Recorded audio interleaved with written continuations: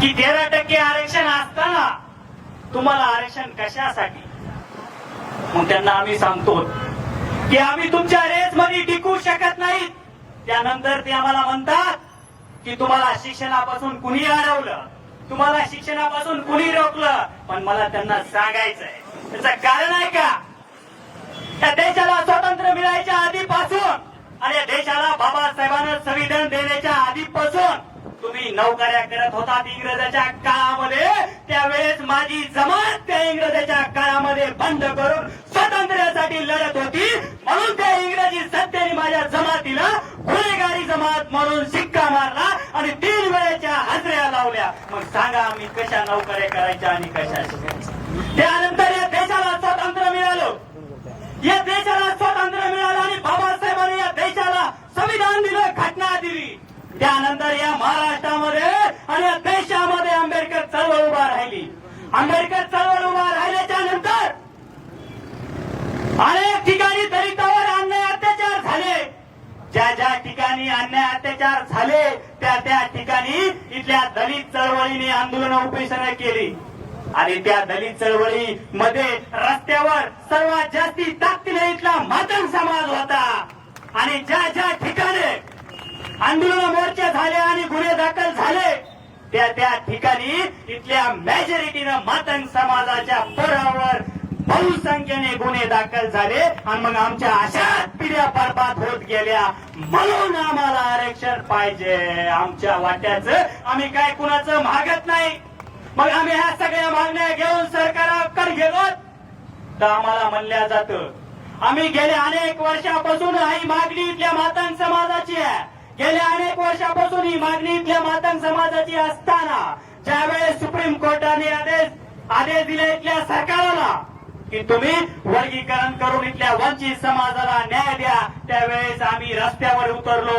मग आम्ही ज्यांना मोठे भाऊ म्हणतात ते आम्हाला म्हणायला लागले की तुम्ही बेमान झालात, बाबासाहेबांचं खाऊन बाबासाहेबाला बेमान झालात. पण मला त्यांना सांगायचंय, अरे जेवढा अधिकार तुमचा बापाच्या प्रॉपर्टीवर आहे ना तेवढाच अधिकार सुद्या इथल्या मातंग समाजाचा सुद्या. आणि डॉक्टर बाबासाहेब आंबेडकर कुणाच्या बापाची जागिरी नाही. डॉक्टर बाबासाहेब आंबेडकर हे इथल्या मातंग समाजाचे नव्हे तर या देशाचे बाप आहेत. आणि त्या बापावर सर्वांचा समान अधिकार आहे. आणि त्यांनी आम्हाला सांगू नये.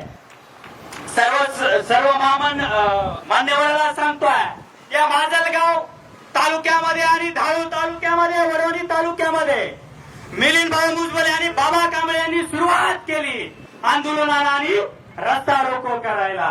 तर आम्हाला परवा तिकडे लोंढे ताई आल्या होत्या, दिंदूडला आल्या होत्या, त्यांना सांगणारच आहे. आणि तिथं त्या ठिकाणी आमचे अरे बाबा कांबळेचं नाव घेऊन ट्रोल करतात, बाबा कांबळेचं नाव घेऊन ट्रोल करतात. अरे ते म्हणतात की हा माजलगाव मतदारसंघ आंबेडकर चळवळीचा आहे, हा माजलगाव मतदारसंघ आंबेडकर चळवळीचा आहे आणि तो एक बाबा कांबळे आम्हाला विरोध करतोय. अरे या माजलगाव मतदारसंघामध्ये तुम्हाला माहित आहे का आंबेडकर चळवळ कुणी पेरली?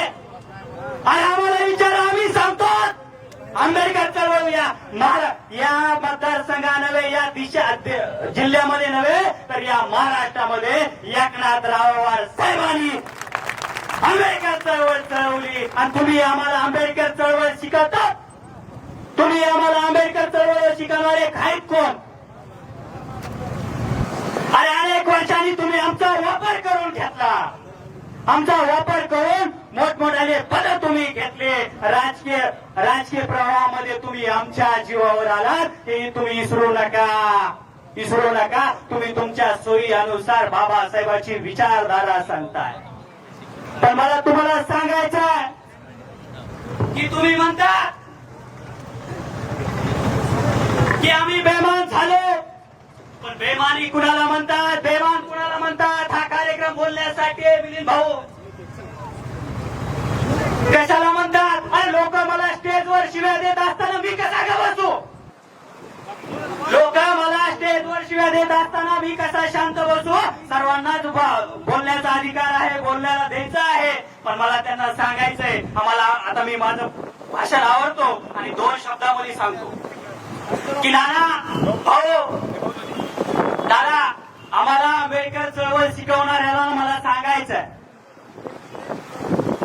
त्या देशाला स्वतंत्र झाल्यापासून इथं काँग्रेसची सत्ता आहे या देशामध्ये काँग्रेस आहे आणि ज्या लोकांना बाबासाहेबांच्या हयातीमध्ये बाबासाहेबाला त्रास दिला ज्या लोकांना बाबासाहेबाला पडण्यासाठी बाबासाहेबाच्या जातीतला माणूस उभा केला गेल्या 70 वर्षापासून तुम्ही त्यांच्या मांडीवर बसून त्यांच्या भागलाला बसून तुम्ही आमदारक्या खासदारक्या मंत्रीपद घेतले आणि आम्हाला बाबासाहेबांची विचारधारा शिकवता आणि बाबासाहेब त्या काँग्रेसला म्हणते होते जळतं घर बाबासाहेब म्हणले होते हे जळतं घर मग त्यांच्या सोबत तुम्हाला मांडीला मांडी लावून बसायला कसं जमतंय मग त्यावेळेस तुम्हाला आमदारक्या खासदारक्या मंत्रीपद घ्यायला जमतंय त्यावेळेस कुठे गेली बाबासाहेबांची विचारधारा आणि एक विधान परिषदेवर मातांग समाजाचा आमदार घेतला